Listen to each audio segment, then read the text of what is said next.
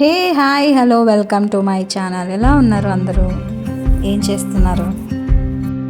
ఇక్కడ Tuesday morning ఇది. అప్పుడే దివిని స్కూల్కి పంపించేసి నేనైతే ఫ్రెష్ అయిపోయాను. ఫ్రెష్ అయిపోయి ఇంకా ఇంట్లో పనులు ఉంటాయి కదా, ఇంకా అవి స్టార్ట్ చేశాను. యాక్చువల్గా ఈరోజు క్లీనింగ్ పని, ఎందుకంటే రేపు సుబ్రహ్మణ్య షష్ఠి ఉంది. సో అందుకని ఈరోజు నేను మొత్తం క్లీన్ చేద్దాము అని డిసైడ్ అయిపోయాను. అంటే డీప్ క్లీనింగ్ కాదు, జస్ట్ ఫ్లోర్ క్లీనింగ్ చేస్తున్నాను.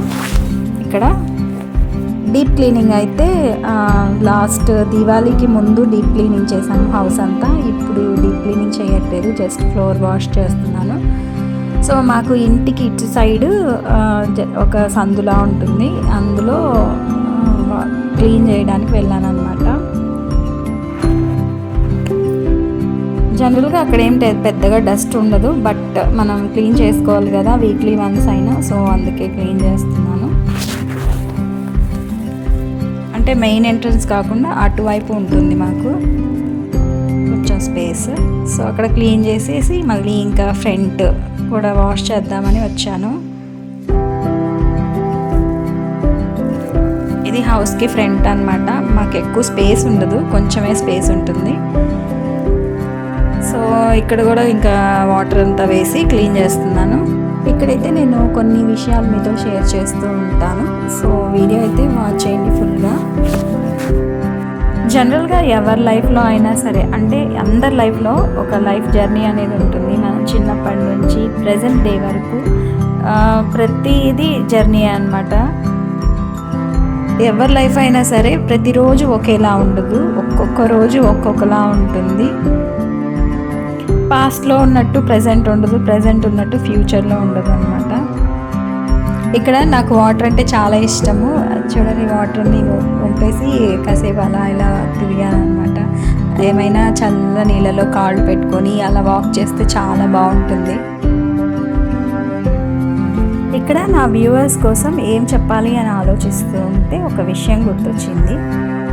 నేను బెంగళూరు నుంచి వచ్చిన తర్వాత స్కూల్లో వర్క్ చేయడం స్టార్ట్ చేశాను. అంటే టీచింగ్ ప్రొఫెషన్ని చూస్ చేసుకున్నాను, సేఫ్గా ఉంటుంది అని చెప్పి. టీచింగ్ ప్రొఫెషన్ ఎంతైనా చాలా respectable and valuable, safe and secure అనమాట లేడీస్కి అయితే. సో టీచింగ్ ప్రొఫెషన్ చూస్ చేసుకోవచ్చు. పిల్లలతో చాలా బాగుంటుంది. పిల్లలకి మనం ఒక రోల్ మోడల్గా ఉంటాము. That is why I choose my profession as a teacher. ఇప్పుడు ప్రజెంట్ అయితే స్కూల్కి వెళ్ళటం లేదు నేను, ఎందుకంటే హెల్త్ ప్రాబ్లమ్స్ ఉన్నాయన్నమాట. సో ఎక్కువ రెస్ట్ తీసుకోలేకపోతున్నాను. కాబట్టి కొన్ని రోజులు రెస్ట్ తీసుకోవాలి అని డిసైడ్ అయిపోయి ఇంకా ఇంట్లోనే ఉంటున్నాను అనమాట. ఇక యూట్యూబ్ జర్నీ వచ్చి నా ప్యాషన్. యాక్చువల్గా యూట్యూబ్లో వీడియోస్ పోస్ట్ చేయాలి అనేది నా ప్యాషను, నాకు ఇష్టం. ఈ యూట్యూబ్ కూడా నేను రీసెంట్గా ఏం స్టార్ట్ చేయలేదు. ఒక 2-3 years బ్యాకే నేను యూట్యూబ్ ఛానల్ స్టార్ట్ చేశాను. కానీ కంటిన్యూగా వీడియోస్ పోస్ట్ చేయక ఈ ఛానల్ అనేది గ్రోత్ కాలేదు. బట్ ఈ 3 years టైం పీరియడ్లో టెక్నాలజీ అనేది చాలా అప్డేట్ అయింది. సో కాంపిటీషన్ కూడా బాగా పెరిగిపోయింది. చూడాలి, నేనైతే ట్రై చేస్తున్నాను నా యూట్యూబ్ ఛానల్ని గ్రోత్ చేయాలి అని. స్టార్టింగ్లో అసలు ఎడిటింగ్ కానీ థంబ్నెయిల్స్ కానీ అసలు వచ్చేవి కాదు, తెలియదు నాకు. తర్వాత నెమ్మదిగా నేర్చుకున్నాను. ఇప్పుడు కూడా కంప్లీట్గా ఎడిటింగ్ అనేది రాదు, బట్ ఒక 30-40% నేర్చుకొని ఉండొచ్చు. సో దాన్ని ఇంప్లిమెంట్ చేస్తున్నాను. ఇంకా అప్డేట్ చేసుకోవాలి నన్ను నేను అని అనుకుంటున్నాను. సో నాకు గుర్తొచ్చిన విషయం చెప్పలేదు కదా ఇంతకీ, అది చెప్తాను. చెప్పాయి కదా బెంగళూరు నుంచి వచ్చాక స్కూల్లో టీచింగ్ ప్రొఫెషన్ చూస్ చేసుకున్నాను అని చెప్పి. సో అలా నేను టీచర్గా వర్క్ చేస్తున్నప్పుడు ఒక ఊర్లో టీచర్గా వర్క్ చేయాల్సి వచ్చింది. ఆ ఊరి పేరు వచ్చేసి పీలేరు అనమాట. నేను ఇక్కడ స్కూల్ నేమ్ కానీ మేడమ్స్ నేమ్స్ కానీ నేను మెన్షన్ చేయట్లేదు, అంత అవసరం లేదు. బట్ నా ఎక్స్పీరియన్స్ అయితే ఇక్కడ షేర్ చేస్తున్నాను. సో అలా నాకు ఆ స్కూల్లో ఇన్ఛార్జ్గా వర్క్ చేయడానికి ఆపర్చునిటీ వచ్చింది. నేను ఎవరో తెలియకపోయినా నాకు మేడం మంచి ఆపర్చునిటీ ఇచ్చారు. I'm very happy that time. ఇంకా నేను చాలా హార్డ్ వర్క్ కూడా చేశాను. దగ్గరగా 2 years వర్క్ చేశాను ఆ స్కూల్లో. చాలా హార్డ్ వర్క్ చేశాను. నేనే చెప్తున్నాను, నేను హార్డ్ వర్క్ చేశాను. 100% నా ఎఫర్ట్ నేను ఆ స్కూల్ కోసం చూపించాను. ఐఎమ్ వెరీ హ్యాపీ అది కూడా. అండ్ మేడం కూడా చాలా మంచివారు.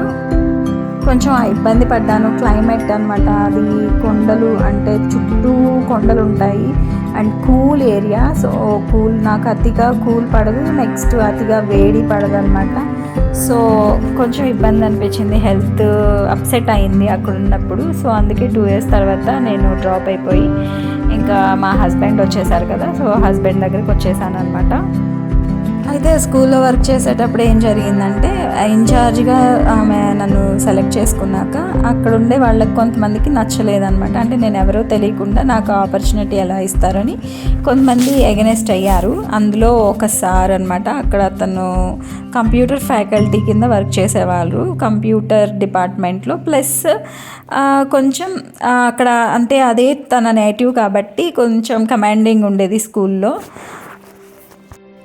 సో మేడంకి సపోర్ట్ చేస్తున్నట్టుగా ఉండేవాడు, కానీ he's not actually supporting to the madam and he's utilising all those things అనమాట. నాకు అలా అనిపించడం కాదు, అదే కరెక్ట్ కూడా. సో అతను ఏం చేశాడంటే, ఆ కంప్యూటర్ ఫ్యాకల్టీ అతను నన్ను ఎలా అయినా సరే ఆ స్కూల్ నుంచి పంపించేయాలి అని డిసైడ్ అయిపోయాడు అనమాట. చాలా రకాలుగా ఇబ్బంది పెట్టాడు.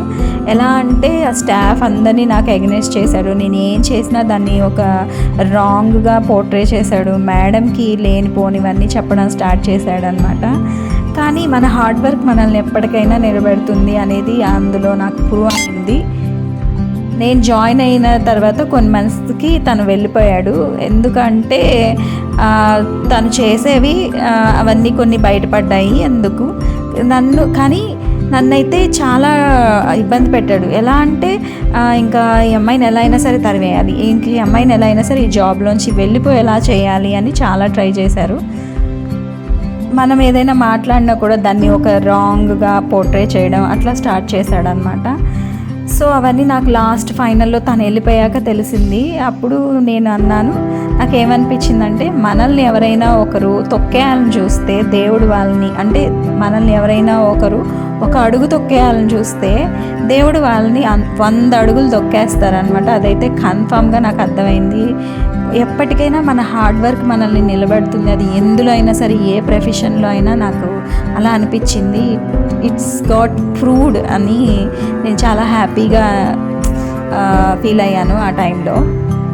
అండ్ ఇప్పటికీ నేను అప్రిషియేట్ చేసేది అంటే మేడం నాకు ఇప్పటికీ ఎప్పుడైనా మాట్లాడితే, ఇప్పుడు అక్కడ నుంచి వచ్చేసి దగ్గరగా 2-3 years అవుతుంది.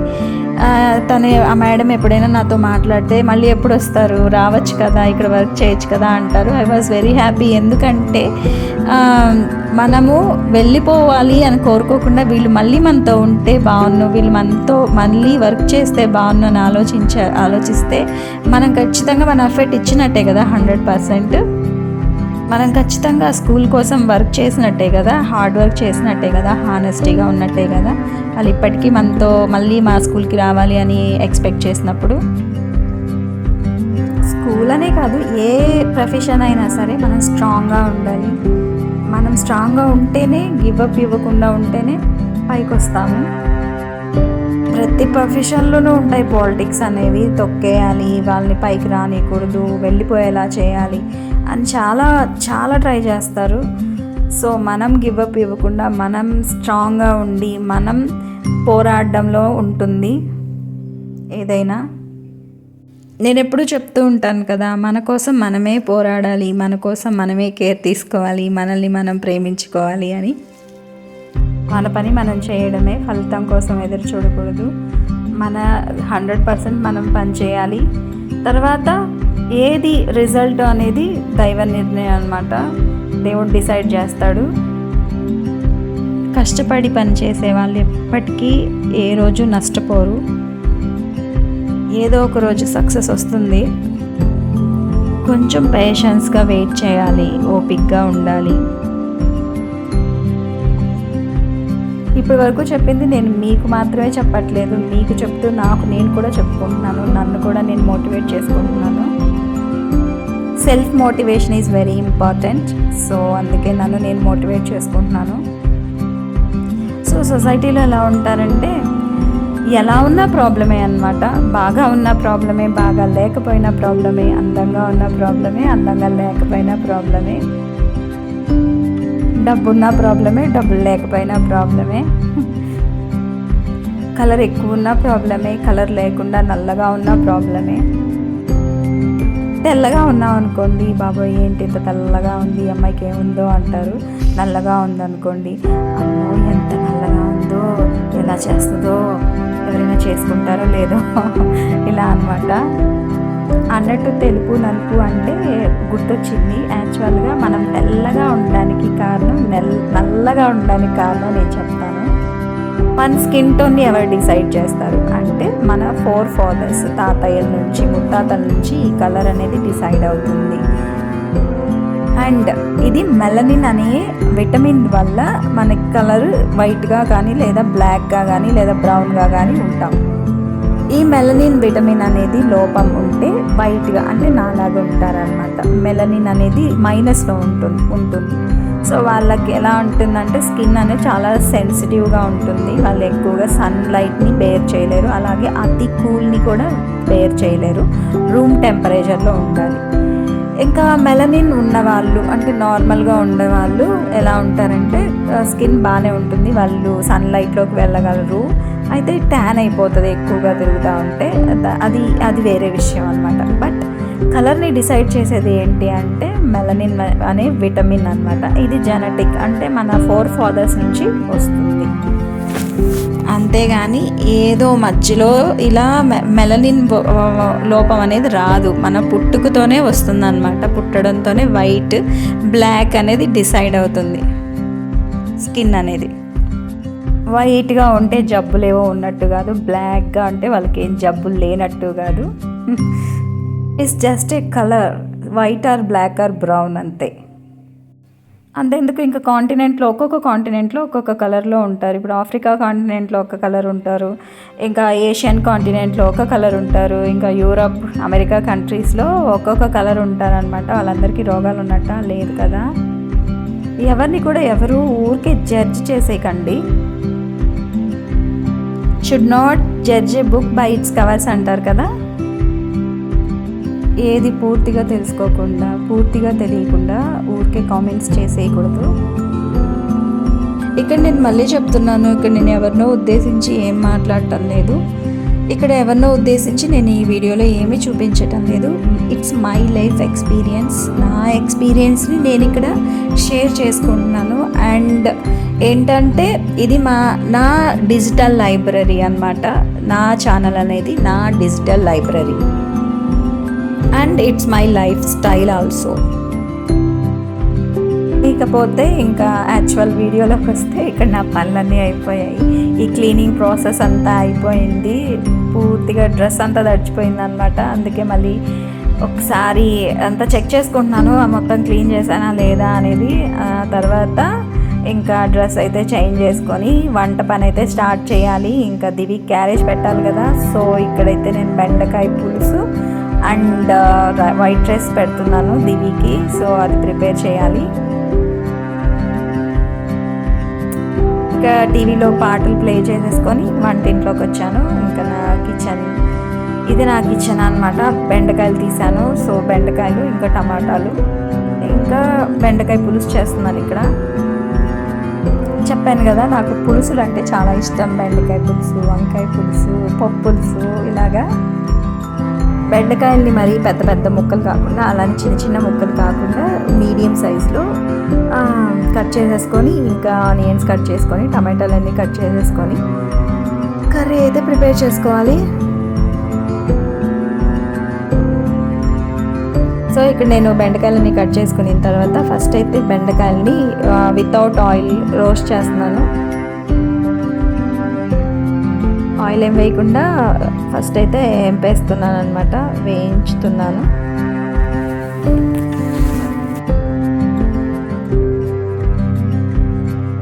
మీరేం ప్రిపేర్ చేస్తున్నారు లంచ్కి? ఇంతకీ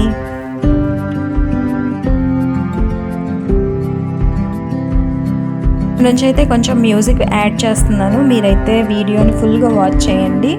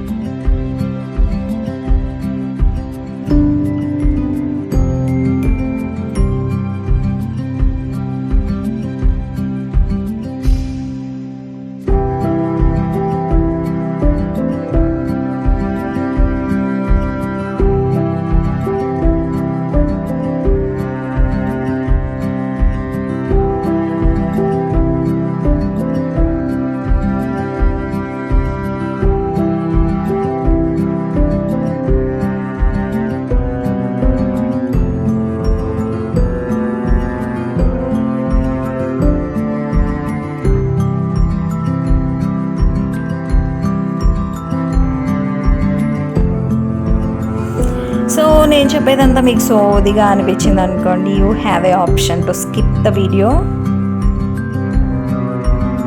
బట్ నాకెందుకో అనిపిస్తుంది మీరేం స్కిప్ చేయరు, వాచ్ చేస్తారని అనుకుంటున్నాను. ఎందుకంటే నేను ఇక్కడ ఏది తప్పు చెప్పట్లేదు, సో జనరల్గా అన్నీ చెప్తున్నాను అనమాట. అండ్ జనరల్గా మన ఇంట్లో మనం ఎలా ఉంటాము అనేది చూపిస్తున్నాను. సో ఇక్కడైతే మీషో నుంచి ఒక చిన్న పార్సల్ వచ్చింది. ఏం లేదు, బాటిల్స్ క్లీన్ చేసుకోవడానికి, బ్రష్ అండ్ హెయిర్ ఆయిల్ బాగా అప్లై చేసుకోవడానికి హెయిర్ బ్రష్ పెట్టుకున్నాను. సో అది హెయిర్ బ్రష్ అంటారా ఏమంటారో నాకైతే తెలీదు. సో దాంట్లో అయితే ఆయిల్ ఫిల్ చేసేసుకొని దానికి ఒక కోంబ్ లాగా ఉంది, సో దాంతో అప్లై చేసుకోవచ్చు. చూసాను, ఆర్డర్ పెట్టుకున్నాను, అది పార్సల్ వచ్చిందనమాట. సో అది ఓపెన్ చేస్తున్నాను. సో మీరైతే వాచ్ చేయండి, ఏం తెచ్చానో చూపిస్తున్నాను. ఇక్కడ 2 బ్రషెస్ వచ్చాయన్నమాట. రీజనబుల్ ప్రైజెసే. బాటిల్స్ అవి క్లీన్ చేసుకోవడానికి ఉంటాయని చెప్పి ఆర్డర్ ప్లేస్ చేశాను.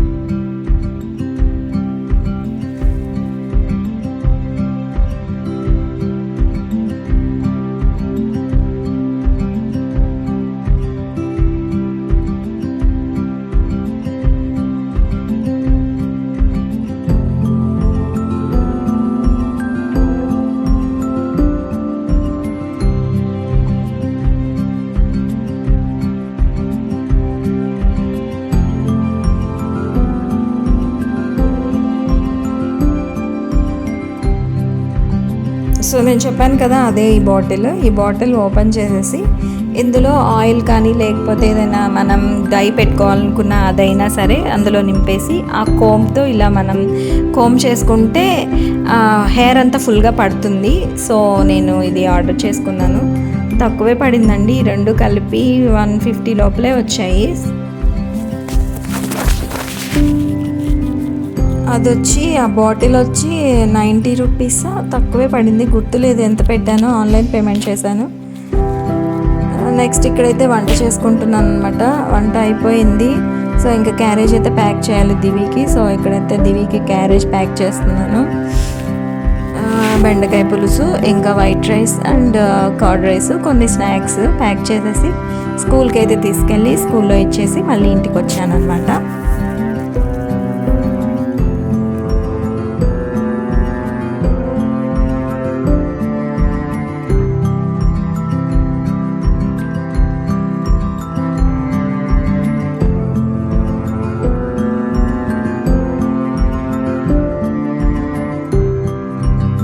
ఈరోజు క్లీనింగ్ ప్రాసెస్ పెట్టుకున్నాను కదా, ఇంకా టైం అయిపోతుంది అని చెప్పి కుక్కర్లో కుక్ చేసేసాను. ప్రెషర్ కుక్కర్లో రైస్ బాగానే వస్తుంది. ప్రెషర్ కుక్కర్లో రైస్ వండిన. నేను రేర్గా యూజ్ చేస్తాను కుక్కర్ని, ప్రెషర్ కుక్కర్ని. ప్రెషర్ కుక్కర్ ఎక్కువ పప్పు ఉడకబెట్టుకోవడానికి యూజ్ చేస్తాను. రైస్ అయితే నార్మల్గా గిన్నెలో వండేసేదాన్ని. ఇదివరకు అయితే ఎలక్ట్రిక్ కుక్కర్లో వండేదాన్ని. ఇప్పుడు ఎలక్ట్రిక్ కుక్కర్ అయితే యూజ్ చేయట్లేదు.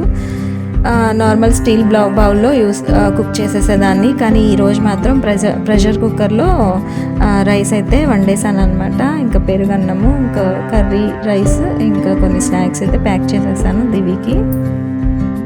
అన్నట్టు చెప్పడం మర్చిపోయాను, మా దివికి అయితే ఈ బెండకాయ పులుసు అస్సలు ఇష్టం లేదు. తింటాడో తిండో తెలీదు. ఒకవేళ తిన్నా నార్మల్ గ్రేవీతో తింటాడు. బెండకాయలన్నీ అలాగే క్యారేజ్లో పెట్టి తీసుకొస్తాడు. చూడాలి ఈరోజు ఏం చేస్తాడు అనేది.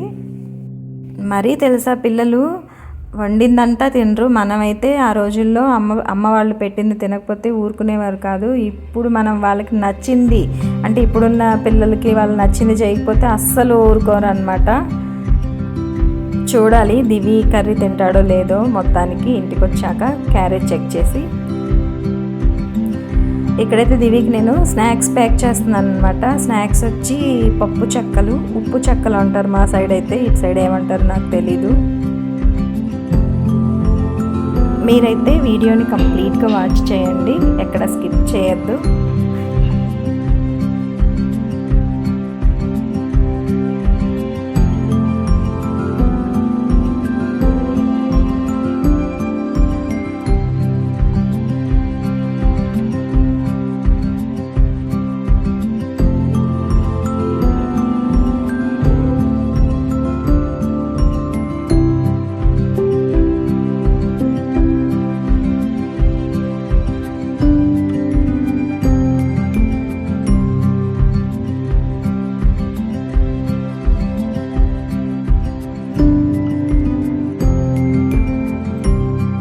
సో ఇంకా క్యారేజ్ అయితే స్కూల్లో ఇచ్చేసి నేను వచ్చి కాసేపు రిలాక్స్ అయ్యాను, టీవీ వాచ్ చేశాను. తర్వాత లంచ్ అయితే చేశాను అనమాట. ఈ రోజుకైతే ఇవే కబుర్లు. మన ఛానల్ అయితే సబ్స్క్రైబ్ చేసుకోండి, వీడియో లైక్ చేయండి, షేర్ చేయండి, కామెంట్ చేయండి. ఉంటాను, బాయ్ బాయ్.